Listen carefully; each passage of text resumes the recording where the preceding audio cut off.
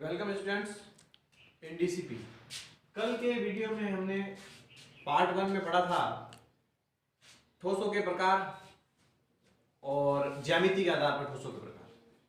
क्रिस्टलीय ठोस और अक्रिस्टलीय ठोस दो प्रकार के ज्यामिति के आधार पर पढ़े थे हमने, जिसमें क्रिस्टलीय ठोस किसे कहा गया था कि किसी भी ठोस के अवयवी कण, ठीक है, जैसे अणु, परमाणु या आयन त्रिविम में जब एक निश्चित ज्यामिति में व्यवस्थित होते हैं तो उसे क्रिस्टलीय ठोस हमने कहा था। उसका एग्जांपल हमने पढ़ा था NaCl और ZnS। ठीक है, आज हम बात करते हैं अक्रिस्टलीय ठोस और क्रिस्टलीय ठोस के अंदर अंतर की। ठीक है, उससे पहले अक्रिस्टलीय ठोस की परिभाषा भी मैं आपको बता देता हूं कि उसके लिए हम क्या कहेंगे कि वे ठोस जिनके अवयवी कण त्रिविम में एक अनिश्चित ज्यामिति के रूप में होते हैं, अर्थात जिनकी व्यवस्था अनिश्चित होती है, यानी कि ज्यामिति कैसी हो गई, अनिश्चित हो गई, उसे हम क्या कहेंगे, अक्रिस्टलीय ठोस कहेंगे। ठीक है, आज हम बात करते हैं क्रिस्टलीय ठोस एवं अक्रिस्टलीय ठोस में अंतर के बारे में, वो भी किसके आधार पर, गुणों के आधार पर। तो सबसे पहला पॉइंट हम यहाँ पर लेते हैं, पहला गुण लेते हैं जिसके बारे में हमने परिभाषा के आधार पर बात की थी, ज्यामिति। क्या करते हैं, ज्यामिति। तो हमने इसकी परिभाषा के अनुसार पढ़ा था क्रिस्टलीय ठोस और अक्रिस्टलीय ठोस की ज्यामिति कैसी होती है। क्रिस्टलीय ठोस की तो कैसी होगी, निश्चित ज्यामिति होगी। कैसी होगी, निश्चित ज्यामिति। और अक्रिस्टलीय ठोस की कैसी ज्यामिति होगी, अनिश्चित ज्यामिति, क्योंकि इसके अणु कैसे थे, अव्यवस्थित थे, अनिश्चित ज्यामिति। ठीक है, तो इसका एग्जांपल यदि हम डायग्राम यदि हम बनाना चाहें तो बना सकते हैं। कल वाला ही डायग्राम बनाना है आपको वापस, Na+ Cl- Na+, Cl-, Cl-, Na+, Cl- और Na+, इसी प्रकार Cl-, Na+, ठीक है, Cl-, Na+ और Cl-। तो हम इसको देख सकते हैं कि ये जो हमारे पास में एक Na है, उस एक Na के 4 और कितने Cl है हमारे पास, 1 2 3 और 4 Cl। ठीक है, इसी प्रकार यदि हम Cl की बात करें तो एक Cl के 4 और कितने Na हैं, 4 Na हैं। तो ये निश्चित ज्यामिति का एग्जांपल हो गया इसके अंदर। इसी प्रकार इसके अंदर बात करें हम तो इसका डायग्राम कुछ ऐसे बनेगा।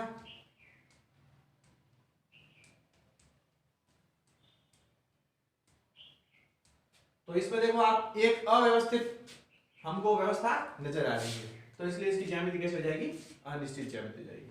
अब हम दूसरा इसका गुण बात करते हैं, वो है प्रकृति के बारे में कि कैसी प्रकृति होती है इनकी। तो क्रिस्टलीय ठोस की प्रकृति होती है वास्तविक प्रकृति। कैसी होती है, वास्तविक, क्योंकि इसकी ज्यामिति कैसी है, निश्चित ज्यामिति है। और अक्रिस्टलीय ठोस की प्रकृति कैसी होगी, आभासी प्रकृति। आभासी प्रकृति भी कहते हैं, या इसे इंग्लिश में स्यूडो भी बोल सकते हैं, और साथ ही साथ इसको अतिशीतित द्रव भी कहा जाता है, अतिशीतित द्रव।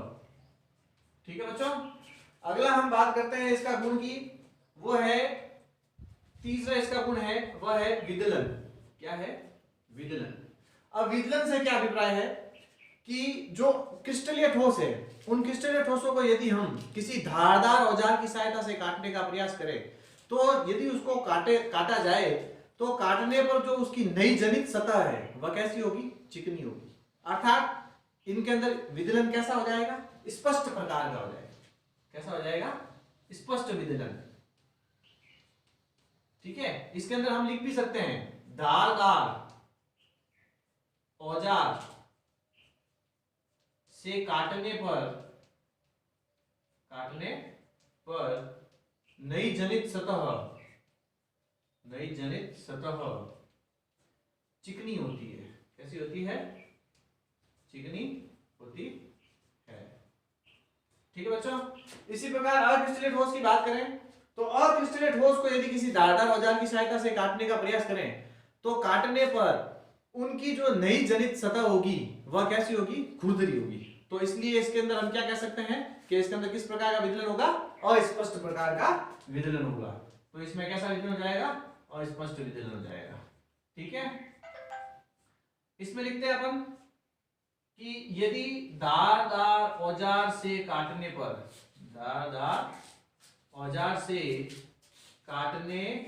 पर नई जनित सतह, नई जनित सतह खुरदरी होती है, खुरदरी होती है। ठीक है, अगला हमारा गुण है चौथा, वो चौथा पॉइंट है इसका गलनांक और क्वथनांक। गलनांक एवं क्वथनांक के बारे में बात करेंगे हम। तो देखिए आप इधर क्रिस्टलीय ठोस, सबसे पहले हमने इसका पॉइंट पढ़ा था गुण, वो था ज्यामिति। तो ज्यामिति कैसी थी क्रिस्टलीय ठोस की? निश्चित थी। तो निश्चित ज्यामिति होने के कारण ही जो क्रिस्टलीय ठोस होते हैं उनके गलनांक एवं क्वथनांक भी कैसे होते हैं? निश्चित होते हैं एवं उच्च होते हैं। उच्च एवं निश्चित कैसे होंगे? उच्च एवं कैसे होंगे? निश्चित होंगे। ठीक है बच्चों, अगला है हमारे पास में अक्रिस्टलीय ठोस। तो अक्रिस्टलीय ठोस की बात करें हम, इसके गलनांक और क्वथनांक की, तो इसकी ज्यामिति कैसी थी? अनिश्चित थी, अनिश्चित प्रकार की थी। तो इसीलिए या इसी कारण जो इनके गलनांक या क्वथनांक होते हैं वे निश्चित ना होकर वो एक रेंज में व्यवस्थित होते हैं, कि उनकी एक परास होती है। ठीक है, जैसे कि हम बात करें रबड़ की, एग्जांपल ले रबड़ का, तो रबड़ को, टायर को यदि आपने जलता हुआ देखा हो तो वो धीरे धीरे क्या होता है? पहले गर्म होना प्रारंभ होता है, फिर गर्म होने के बाद वह पिघलना शुरू होता है। ठीक है, इसीलिए इनकी गलनांक और क्वथनांक के बारे में हम क्या लिख सकते हैं? अनिश्चित प्रकार के गलनांक या क्वथनांक। ठीक है, ये हो गया हमारे पास में इसका गलनांक या क्वथनांक। अगला पॉइंट आता है हमारे पास में इनके अवयवी कणों की व्यवस्था। अवयवी कणों की व्यवस्था। बच्चों हम यदि अवयवी कणों की व्यवस्था के बारे में बात करना चाहें तो आप देखिए क्रिस्टलीय ठोस की अवयवी व्यवस्था को हम एक एग्जांपल की सहायता से समझते हैं कि आपने जो किसी भी कारीगर को मकान बनाते हुए देखा होगा जिसमें वह ईंटों से बनी हुई दीवार बनाता है। तो ईंटों से बनी हुई दीवार के अंदर आप देखिए कि यदि ईंटों को एक निश्चित व्यवस्था के ऊपर रखा जाए क्रम के अंदर, तो एक दीवार जो है वो लंबी तक, ऊंचाई तक जाती है। ठीक है, वह ले जा सकता है कारीगर। ठीक है, यदि वह उस ईंटों का क्रम अव्यवस्थित कर दे तो क्या होगा? वह दीवार ज्यादा लंबाई तक नहीं जा पाएगी। तो लंबाई से क्या अभिप्राय है यहाँ पर कि क्रिस्टलीय ठोस के अंदर जो है व्यवस्था का क्रम कैसा है? निश्चित है। तो निश्चित होने के कारण वह दीवार कैसी होगी? लंबाई तक जाएगी। इसलिए इनके अवयवी कणों की व्यवस्था कैसी हो जाएगी? निश्चित ज्यामिति के कारण। क्या लिख सकते हैं यहाँ पर? निश्चित ज्यामिति के कारण दीर्घ परासी होती है। कैसे होते हैं ये? दीर्घ परासी होते हैं। इनके अवयवी कणों की व्यवस्था कैसे हो जाएगी? दीर्घ परासी हो जाएगी। इसी प्रकार हम बात करें कि अव्यवस्था के क्रम के अंदर ईंटों को जमाने से दीवार ज्यादा लंबाई तक नहीं जा पाएगी, तो नई लंबाई तक जा पाएगी, तो ये कैसे हो जाएंगे? अनिश्चित ज्यामिति के कारण। अनिश्चित ज्यामिति के कारण, अनिश्चित ज्यामिति के कारण लघु परासी होंगे। कैसे होंगे? लघु परासी होंगे। ठीक है बच्चों, अगला पॉइंट हम लेंगे इसका, वह है हमारा गुण है अगला, वह है इसका शीतलन वक्र। इसके बारे में बात करते हैं हम, शीतलन वक्र के बारे में बात करते हैं। शीतलन वक्र क्या है? शीतलन वक्र को हम एक एग्जांपल की सहायता से पढ़ना चाहें तो जैसे कि आपने देखा होगा बच्चों, यदि एक फ्रिज में से निकाला हुआ बर्फ का टुकड़ा हम लेते हैं और उसे गर्म करें, तो गर्म करने पर क्या होगा? वह जो बर्फ का टुकड़ा है वह क्या हो जाएगा? संपूर्ण जल में नहीं बदलेगा। ठीक है, और जब वह संपूर्ण जब तक वह जल में नहीं बदलेगा तब तक उसके तापमान में क्या नहीं आएगी? वृद्धि नहीं होगी, अर्थात उसकी अवस्था परिवर्तन हो रही है। मतलब बर्फ कैसी अवस्था है? ठोस अवस्था है। ठोस अवस्था से ताप देने पर वह कौन सी अवस्था में बदला? द्रव अवस्था में। जब वह संपूर्ण ठोस बर्फ द्रव में बदल जाएगा तब उसका तापमान यदि हम नोट करें एट ए टाइम तो कैसा होगा? जितना बर्फ का था उतना ही रहेगा। ठीक है, ताप देने पर जो हमने उसके अंदर ताप दिया है वह ताप कहां गया? वह ताप उसके अंदर जो है उसकी अवस्था के परिवर्तन में चला गया। ठीक है, फिर यदि हमको उस द्रव का ताप बढ़ाना है तो बढ़ाने के लिए निरंतर ताप देता रहना होगा, और उस ताप को देते रहने से जब वह द्रव उबलेगा तो वह 100 डिग्री सेंटीग्रेड पे जाएगा। ठीक है, और फिर जब वह 100 डिग्री सेंटीग्रेड से और अधिक ताप देंगे हम उसको, तो वह द्रव जो है किस में बदलेगा? वाष्प अवस्था में बदलेगा। तो इसमें 2 बार अवस्था का परिवर्तन होता है, ठोस से द्रव में और द्रव से गैस में, यानी कि 3 अवस्थाएं इंटरचेंज हो रही है आपस में ताप देने पर। तो इसी को हम समझते हैं इसके अंदर तो आप देखिए इसका यदि ग्राफ बनाए हम तो कुछ इस प्रकार से बनेगा। मान लो मैं यहाँ पर एग्जांपल इधर लेता हूँ तापमान टेम्परेचर, ये ताप लिया मैंने, और यदि इधर लूं मैं तो ये हमारे पास में आ जाएगा समय। समय और ताप के मध्य ग्राफ खींचे हम इसके बीच में एक। तो आप देखिए इसके अंदर मैं एग्जांपल लेता हूँ, मान लीजिए वाष्प का एग्जांपल लेते हैं हम इसके अंदर भाप का। ठीक है, भाप का टेम्परेचर था मान लो 160 डिग्री सेंटीग्रेड। ठीक है, उससे धीरे धीरे वह गर्म ठंडा होने पर क्या, सॉरी हाँ ठंडा होने पर क्या होता है 150 डिग्री सेंटीग्रेड, फिर 140 डिग्री सेंटीग्रेड, इसी प्रकार 100 डिग्री सेंटीग्रेड। तो आप देखिए ये धीरे धीरे तापमान ठंडा हो रहा है और कहाँ आके अटक जाएगा, यहाँ आके अटक जाएगा। ठीक है, अटकने के बाद में क्या होगा, ये जो इसका बिंदु है, इस बिंदु से वह तापमान जो है संपूर्ण द्रव को किसमें बदलेगा, किसमें बदलेगा, द्रव में बदलेगा। वाष्प संपूर्ण किसमें बदलेगी, द्रव में बदलेगी। इस प्रकार बदलने के बाद में क्या होगा कि टेम्परेचर फिर गिरता है। मान लो ये हो गया 80, 60, 20 और 0 डिग्री सेंटीग्रेड। ठीक है, तो यहां से फिर ये टेम्परेचर गिरना आरंभ होगा और ये यहां तक, कहां तक, ये यहां तक जाएगा। ठीक है, अब जो यहां से ये टेम्परेचर गिर रहा है उससे गिरने के बाद में क्या होगा, 0 डिग्री सेंटीग्रेड पे क्या बनता है, बर्फ जमता है। तो अब आप देखिए ये यहां से इसकी अवस्था फिर परिवर्तन हो जाएगी और किस में बदल जाएगा, संपूर्ण किस में बदल जाएगा, बर्फ में बदल जाएगा। तो ये इसके अंदर जो है यहाँ पे क्या हो रहा है, अवस्था परिवर्तन हो रही है, अवस्था परिवर्तन हो रहा है। ठीक है, वाष्प अवस्था किस में बदल रही है, द्रव अवस्था में। फिर इसके टेम्परेचर को कम करने पर ये जो द्रव अवस्था है वो किस में जा रही है, ठोस अवस्था में। ठीक है बच्चों, तो इसलिए हम क्या बोल सकते हैं कि इनके जो शीतलन वक्र होते हैं वे कैसे होते हैं, असतत प्रकार के होते हैं। कैसे होते हैं, असतत प्रकार के। कैसे होंगे, असतत प्रकार के होंगे। ठीक है, अब हम बात करें अक्रिस्टलीय ठोसों के शीतलन वक्र की, तो आपने देखा होगा इनके गलनांक और क्वथनांक कैसे होते हैं, अनिश्चित प्रकार के होते हैं, क्योंकि ये एक रेंज में गलते हैं और पिघलते हैं और नरम होते हैं। ठीक है, तो इसलिए हम इसके अंदर क्या बात कर सकते हैं कि यदि मान लो रबड़ के टुकड़े को गर्म किया जाए तो गर्म करने पर क्या होगा, वो पहले तापमान को लेकर के धीरे धीरे नरम पड़ेगा और नरम पड़ने के बाद में वह जलना या पिघलना प्रारंभ होगा। ठीक है, तो इसलिए हम इसके अंदर क्या कह सकते हैं, इसका शीतलन वक्र यदि देखें तो ये देखिए आप, ये तापमान, ये समय।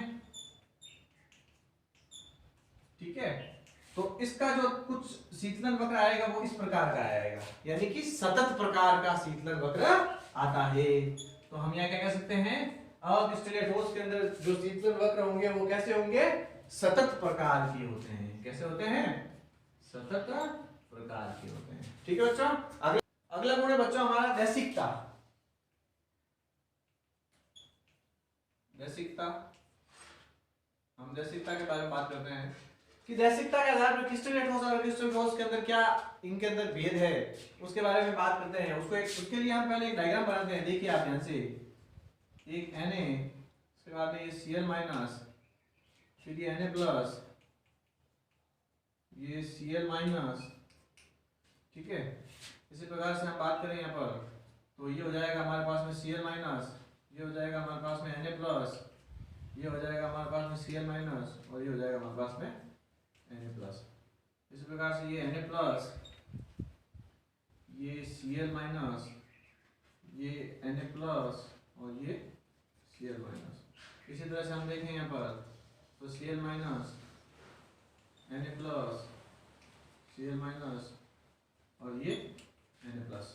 कुछ इस प्रकार की ज्यामिति होती है इसके अंदर। अब यदि हम दैसिकता की बात करें इसमें तो आप ध्यान से देखना, ये देखिए एक इस प्रकार से मैं लाइन खींचता हूं और ये देखिए एक इस प्रकार से हम इसमें लाइन खींचते हैं।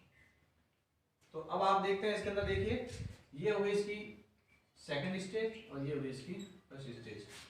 तो इस डायग्राम से हम समझते हैं, ध्यान से देखना, इस प्रकार से यदि आप जाते हैं और देखते हैं तो क्या होगा, एक Na प्लस है, एक Cl माइनस है, एक Na प्लस है और एक Cl माइनस है, अल्टरनेट क्रम।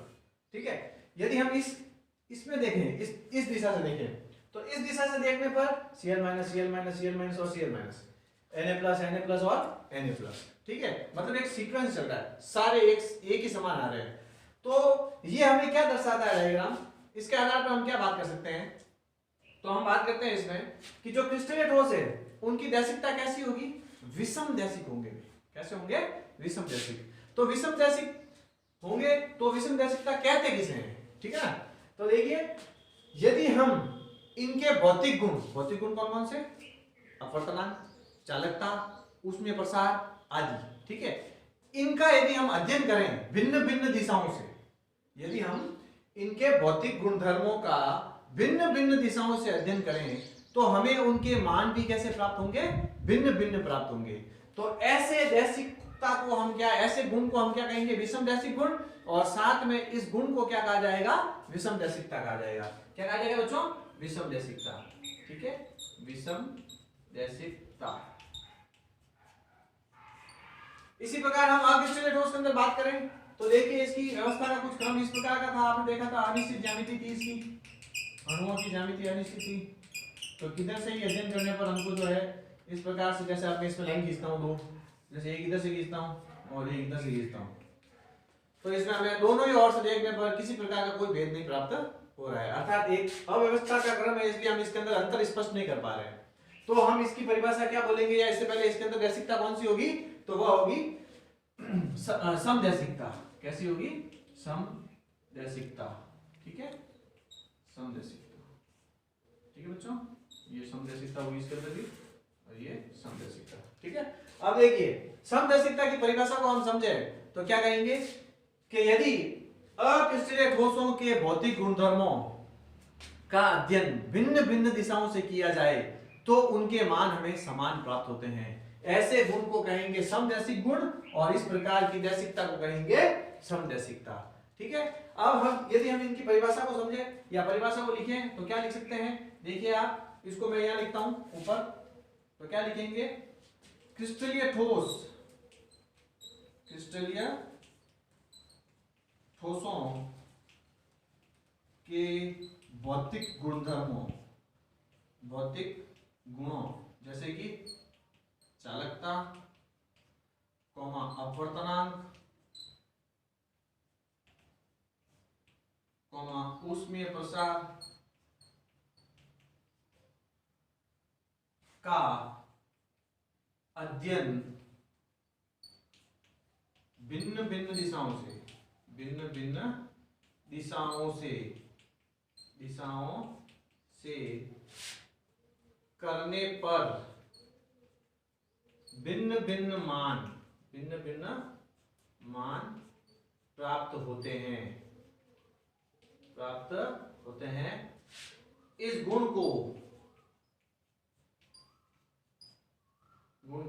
विषम दैसिक गुण कहते हैं। विषम दैसिक गुण कहते हैं। तथा इस प्रकार की दैसिकता को क्या कहेंगे? तथा इसे विषम दैसिकता कहते हैं। ठीक है बच्चों, तो क्या कहेंगे हम? क्रिस्टलीय ठोसों के भौतिक गुणों, जैसे कि चालकता, अपवर्तनांक, ऊष्मीय प्रसार का अध्ययन भिन्न भिन्न दिशाओं से करने पर भिन्न भिन्न मान प्राप्त होते हैं। इस गुण को विषम दैसिक गुण कहते हैं तथा इसे विषम दैसिकता कहा जाता है। समदैसिकता की यदि हम बात करें तो इसकी परिभाषा मैं यहां लिखता हूं, तो क्या लिखेंगे? अक्रिस्टलीय ठोसों, क्या लिखेंगे हम? अक्रिस्टलीय ठोसों के भौतिक गुणधर्म, भौतिक गुण कौन कौन से? वही वापस जो हमने पीछे लिखा है, अपवर्तनांक, चालकता, ऊष्मीय प्रसार, ठीक है, का अध्ययन भिन्न भिन्न दिशाओं से करने पर, भिन्न भिन्न दिशाओं से करने पर इनके मान समान प्राप्त होते हैं। कैसे प्राप्त होते हैं? समान प्राप्त होते हैं। इस गुण को क्या कहेंगे? समदैसिक गुण। इस गुण को समदैसिक गुण कहते हैं तथा इस टर्म को क्या कहेंगे? समदैसिकता कहेंगे तथा इसे समदैशिकता कहते हैं। ठीक है बच्चों, ये इनकी परिभाषाएं हो जाती है। अब यदि हम क्रिस्टलीय ठोस के एग्जांपल की बात करें तो एग्जांपल कौन कौन से ले सकते हैं? NaCl, ZnS। ठीक है, और इनके एग्जांपल की बात करें तो हम क्या ले सकते हैं? कांच, रबर, ठीक है, प्लास्टिक आदि। ठीक है बच्चों, ये हमारे पास में क्रिस्टलीय ठोस और अक्रिस्टलीय ठोस के अंदर अंतर का पूरा हमने अध्ययन किया है। ठीक है, अब आप लोग इस वीडियो को देख करके पिछले वीडियो और इस वीडियो को मिला करके आप नोट्स बनाएं स्वयं, और साथ ही साथ ज्यादा से ज्यादा इस वीडियो को शेयर करें। ठीक है, और लाइक करें। Thank you.